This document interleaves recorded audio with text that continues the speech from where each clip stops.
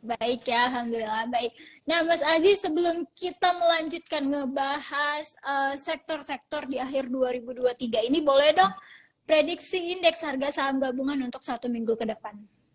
Kalau untuk 1 minggu ke depan, karena memang baru saja rilis data GDP yang cukup naik ya Mbak, dari konsensus gitu kan. Data GDP kita 5,17% uh, dan ada pengumuman data inflasi juga, inflasi US nantinya. Kalau misalkan prediksi dari kami untuk IHSG seminggu ke depan masih ada potensi penguatan Mbak. Gitu, Mbak. Oke, baik. Tetap penguatan untuk 1 minggu ke depan ya, Mas Aziz ya. Iya. Mas, kalau misalnya kita ngebahas tentang kinerja transportasi dan logistik nih, udah positif ya di awal pertama 2023. Hmm, Tentunya karena pemulihan ekonomi. Memangnya by the way ekonomi kita ini udah pulih ya. Menurut Mas Aziz sendiri gimana nih melihat bursa saham dagang kita? kalau misalkan kita melihat dari ekonomi kita, memang kita lihat memang ekonomi kita cukup kuat ya Mbak. Di mana tadi kan kuartal 2 juga rilis gitu kan, rilisnya di atas konsensus juga, di mana konsensus kan sekitar 4,93% dan rilis data GDP kita masih di atasnya di 5,17%. Artinya emang secara data ekonomi kita masih kuat dan cadangan devisa kita juga masih surplus. Dan kalau kita melihat bursa kita memang selama sepanjang 2023 ini cenderung masih surplus ya. Tapi aku sih ngelihatnya masih ada potensi untuk penguatan karena memang satu sisi kita data ekonomi kita masih cukup kuat gitu. Oke, baik. Nah, kalau misalnya kita berbicara tahun ini dan tahun depan nih, akan menjadi momentum untuk saham transportasi dan logistik nggak, Mas, untuk naik panggung lagi? Sebab kan tahun depan itu tahunnya pemilu ya. Iya, kalau misalkan aku sih ngelihatnya untuk sektor transportasi ini masih memiliki potensi ya, karena memang satu sisi pulihnya aktivitas masyarakat juga ya mendorong permintaan untuk mobilitas gitu kan, dan meningkatkan permintaan untuk volume kendaraan, untuk mobilitas mereka. Seperti kalau misalkan kita lihat Bird juga laporan keuangannya rilisnya juga cukup menarik ya, cukup tumbuh gitu, data positif gitu ya Mbak Nadine gitu. Oke, baik. Jadi kalau misalnya kita memprediksikan masih banyak peminatnya untuk transportasi dan logistik ini ya, Iya, Mas. Jadi kalau otomatis bisa tetap naik panggung untuk logistik dan transportasi ini ya. iya, kalau aku melihatnya gitu masih masih ada potensi untuk melanjutkan penguatannya kalau misalnya untuk sektor indeks transportasi. Tapi memang uh, kita bisa lihat juga kayak misalnya faktor-faktor yang lain. Memang kan kalau misalkan dilihat uh, di indeks transportasi sendiri, kita lihat tuh sektor emiten-emiten pelayaran memang agak cenderung masih turun gitu ya Mbak. Karena memang kan satu sisi kinerja mereka juga agak melandai nih di 2023 ini gitu.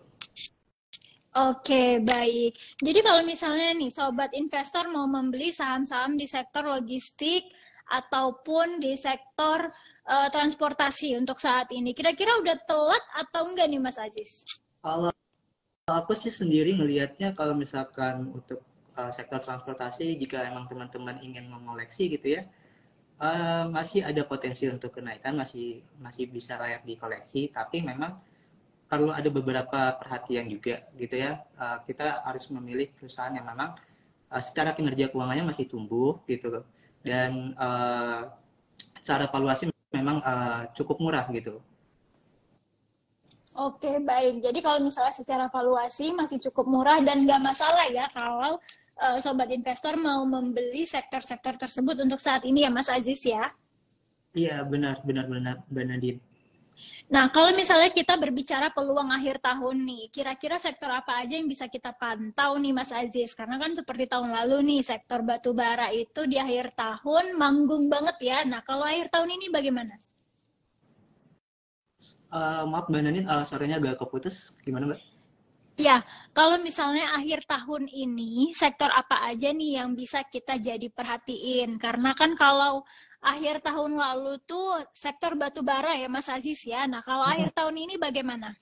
Kalau misalkan aku ngelihatnya akhir tahun ini tuh sebenarnya sektor transportasi masih masih cukup menarik ya Mbak. Kalau memang kita lihat kan secara bobot itu Bird dan ASA juga merupakan salah satu bobot besar juga terhadap sektor transportasi ya Mbak. Dan uh, di satu sisi memang ya mobilitas masyarakat sudah mulai pulih gitu kan, udah normal gitu, aktivitas masyarakat juga udah normal ya, kinerja keuangan mereka juga masih akan positif lah di tahun 2023 ini. Tapi selain itu juga ada sektor-sektor sektor konsumsi di mana kan di semester 2 ini memang ada momentum yang cukup menarik ya Mbak, seperti tahun politik ya kan, dimulainya di semester 2 ini gitu. Dan memang sektor-sektor konsumsi ini masih cukup under value kalau misalkan kita lihat cara valuasinya gitu. Oke, baik. Nah, kalau misalnya kita mau beli saham transportasi, kira-kira saham transportasi apa yang masih layak dikoleksi nih, Mas Aziz? Kalau aku sendiri, aku ngelihatnya untuk yang menarik di koleksi itu ada ya Bird ya Mbak. Kalau kita lihat saham Bird, emiten Bird itu kinerja laporan keuangannya memang masih tumbuh gitu. Terus secara valuasi juga kalau kita lihat secara valuasi PBV-nya juga masih cukup murah dibandingkan emiten-emiten indeks transportasi di satu sektornya ya gitu ya Mbak. Gitu. Dan saham ASA juga menarik sebenarnya untuk dicermati karena memang biasanya di semester 2 ini kan kita ketahui bahwa ada momentum ya bisa seperti hari belanja online nasional ya Mbak. Nah itu biasanya kan orang kan di hari-hari belanja itu kan banyak promo dan pastinya akan membeli shopping di online gitu, dan ini akan bisa meningkatkan ada potensi peningkatan dari penjual segmen dari jasa angkut ekspresnya gitu. Oke, baik. Kalau misalnya kita ngebahas saham Bird yang masih layak untuk dikoleksi nih, Mas Aziz, kira-kira dimasuk berapa nih yang pantas untuk kita beli ini? Di angka berapa? Di harga berapa sahamnya? Kalau misalkan kalau misalkan saat ini ya Mbak, secara teknikal sebenarnya saham Bird sendiri udah bisa menarik untuk dicermati ya Mbak, kita lakukan pemantauan. Dia bakalan bisa melanjut menguat jika dia nembus dari resisten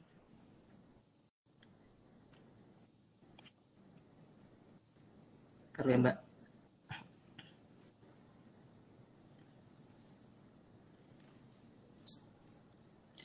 Dari resisten terdekatnya itu di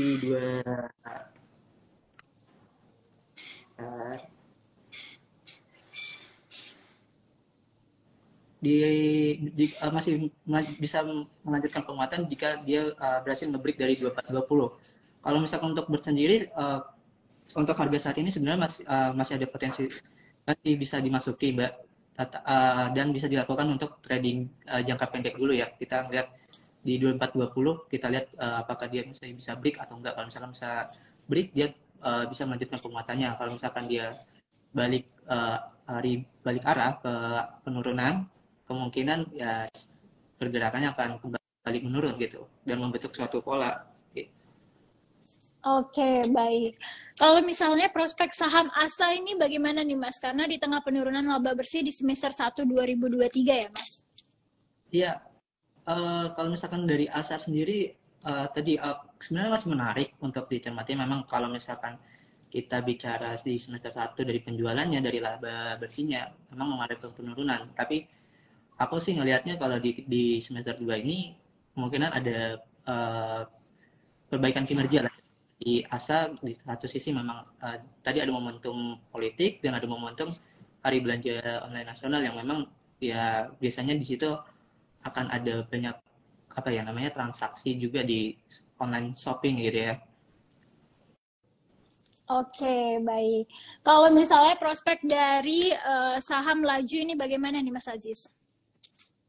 Kalau laju sendiri sebenarnya kan sahamnya baru IPO yang masih baru listing di bursa juga gitu ya. Memang kalau misalnya kita bicara kinerja keuangannya memang semester 1 ini memang cukup bagus ya. Tapi sahamnya sendiri memang ini kan masih disuspend gitu ya, kita masih, aku sih nyaranin untuk wait and see dulu untuk saham laju gitu ya. Kita lihat nih apa setelah dibuka suspendnya, apa dia akan uh, rebound atau memang masih akan sideways saja gitu. Oke, baik. Karena saham laju ini masih baru banget, jadi untuk pergerakan dan analis teknikalnya masih belum bisa kita baca ya, Mas Aziz ya. Iya, benar-benar benar. Nah, baik. Kalau misalnya sektor-sektor lain nih, Mas Aziz, selain transport dan logistik, kira-kira sektor apa yang bagus untuk kita cermati?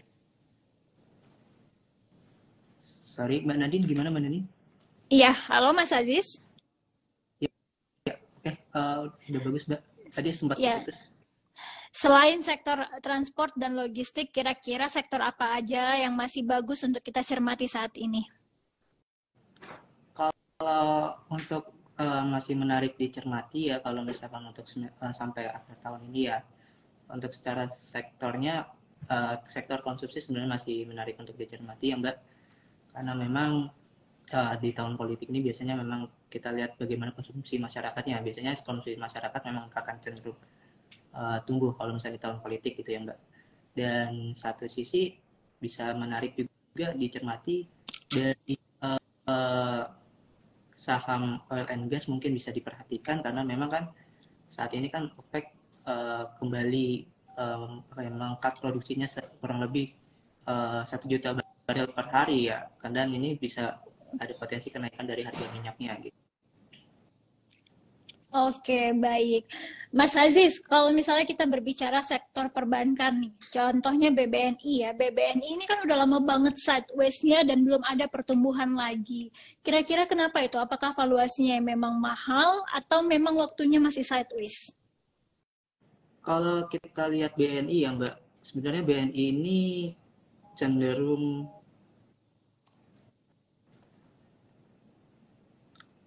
satu karena memang adanya laporan kinerja keuangannya yang kurang di bawah ekspektasi pelaku pasar ya Mbak, kalau misalkan kita bicara BBI gitu ya.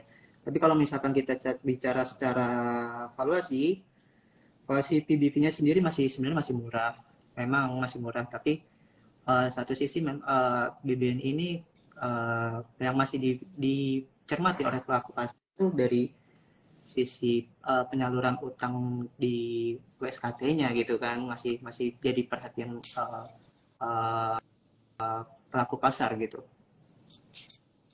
Oke, baik. Sobat investor yang ingin bertanya boleh langsung ketik di kolom komentar ya, sobat investor. Kalau misalnya sektor properti bagaimana nih Mas? Ada yang bertanya dari @Michelle Angelo. Kalau sektor properti sendiri, memang kalau misalkan kita bicara secara valuasi memang murah ya Mbak. Dan kalau kita lihat properti memang secara jangka pendeknya ini memang ada recovery gitu kan, ada recovery dari saham properti. Tapi kalau untuk di koleksi, aku sih lebih menyarankan kita wait and see dulu bagaimana recovery-nya dari saham properti ini. Dan kalau misalnya memang udah mulai ada inflow dari investor, kita udah mulai rebound dari secara teknikalnya, bisa dilakukan koleksi gitu Mbak. Oke, baik. Mas, ada pertanyaan selanjutnya dari @raja. Kalau Sido bagaimana? Karena kan Sido ini udah lama banget sideways dan kemarin sempat menuju all time high-nya dan belum rebound kembali nih ke all time high-nya. Saham BBNI ya? Sido. Oh, Saham Sido. Sorry.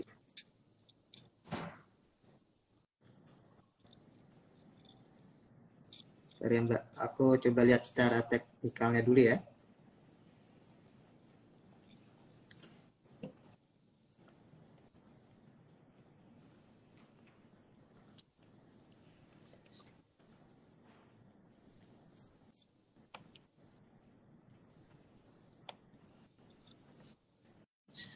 Secara teknikal sebenarnya memang dia masih tren turun ya Mbak. Dan memang dia sempat menyentuh all time high-nya. Tapi kita lihat coba secara kinerja keuangannya untuk Sido.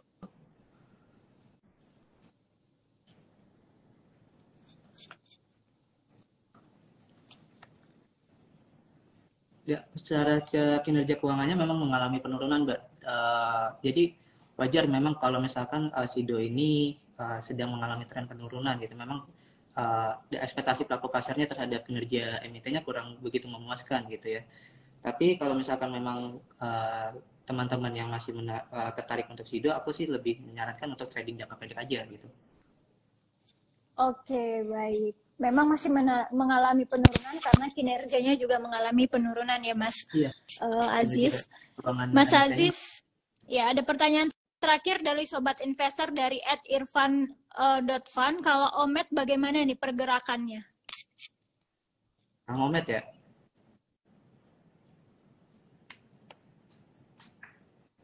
Kalau Omet sendiri kan memang saham baru listing ya Mbak. Emang cenderung biasanya saham-saham yang baru listing atau saham baru IPO itu emang masih berfluktuasinya cukup tinggi gitu, masih kurang liquid lah. Iya. Dan kalau misalkan untuk kedepannya, aku sih lebih nyaranin untuk wait and see dulu dah gitu untuk saham Omet. Karena memang belum ada tanda-tanda dari saham Omet ini akan rebound gitu. Dan perlu perhatikan juga bagaimana kinerja keuangannya juga gitu Mbak. Oke, baik. Mas Aziz, terima kasih banyak untuk waktunya siang hari ini. Selamat melanjutkan aktivitas kembali. Sampai jumpa di sesi break time selanjutnya. Selamat siang. Iya, selamat siang juga Mbak Nadine. Ya, Sobat Investor, itu dia tadi perbincangan kita dengan Mas Abdul Aziz Setio Wibowo, Research Analyst Kiwom Sekuritas ya Sobat Investor. Jadi tadi ada beberapa sektor yang bisa kita pantau untuk akhir tahun, salah satunya sektor konsumtif, dan bisa juga nih sektor transportasi serta logistik yang sepanjang tahun ini mengalami pergerakan kenaikan ya Sobat Investor. Nah, Sobat Investor boleh nih ditonton terus IDX Channel TV, dan baca website kita di www.idxchannel.com. Follow sosial media kita di Instagram dan Twitter di @idx_channel, serta YouTube di @idx_, TikTok IDX Channel, dan Facebook di @idxchannel.com. Terima kasih ya Sobat Investor. Saya Nadine Hedra, pamit undur diri. Selamat siang.